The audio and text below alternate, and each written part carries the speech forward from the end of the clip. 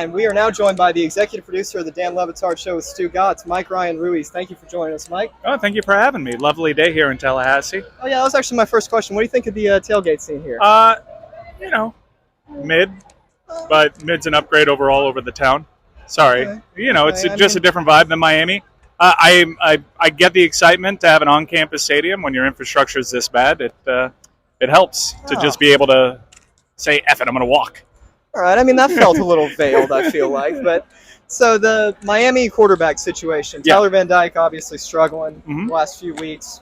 Talked about it on the show. Yeah. May just kind of need a change of scene. Do you anticipate we'll see Emory Williams or Ja'Carry Brown today, or do you think Tyler Van Dyke's going to start?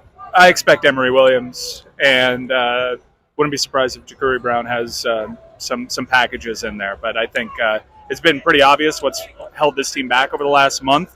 Luckily, they've been able to get a couple of wins. One of them's with Emory Williams at the helm.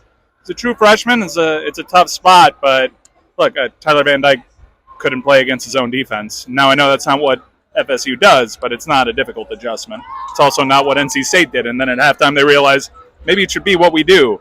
And look, it's a tough break. He doesn't have confidence because he feels every time he'll throw into the zone, he'll turn the ball over, which is an accurate assumption because that's usually the end result.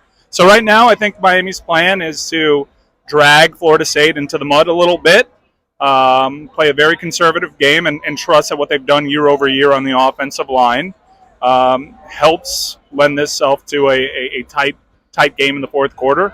And then we'll see. It's anybody's ball game, and maybe the moment meets one of these two teams. But right now, it's a dire situation for Miami's offense, no doubt. All right, on the topic of Florida State, do you think that Florida State has the physicality to deal with the Georgias, the Michigans of college football, or is the ACC title game kind of the ceiling for this team? Yeah, the all or nothing, the all or nothing perspective that college football fans have is funny because I think Florida State's having a really good season. I think if they lose today, they're still having a great season. And look, you're building a program, and I think this is a great place to be this far into Mike Norvell's tenure. I think physicality is probably the one aspect in the trenches. You try to address it. Some of those players haven't been eligible this year. Mike Norvell's proved himself to be really good in the portal. And early on, that's really where he was cutting his teeth. But now the results on the field are lending themselves to him being more aggressive in your traditional recruiting of the state. And he's turned that up too. So I have no doubt Florida State will be better in the trenches over time. It takes a while. Miami's a bit of an outlier in that respect because it does take time to build up the trenches year over year. All right, I got one more for you. You get a lot of people coming at you on the show for being a Miami fan as much as you are. Mm-hmm. So I'm not going to do that. I'm going to ask, what is your fondest memory as a Miami fan, whether it's football, basketball?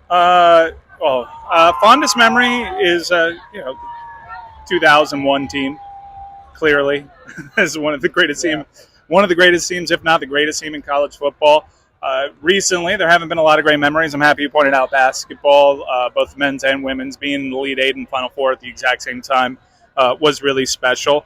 Not a lot to celebrate on the football side over the last 20 years, but I will say one of my fondest memories is 2017 when FSU had a pretty lengthy streak going, and Malik Rozier and Darrell Langham came out of here with a dub in what proved to be a pretty special season. Miami got as high ranked as number 2 headed into the last week of the college football season. So it's what I hold on to every time people say that Miami hasn't been relevant in the last 20 years.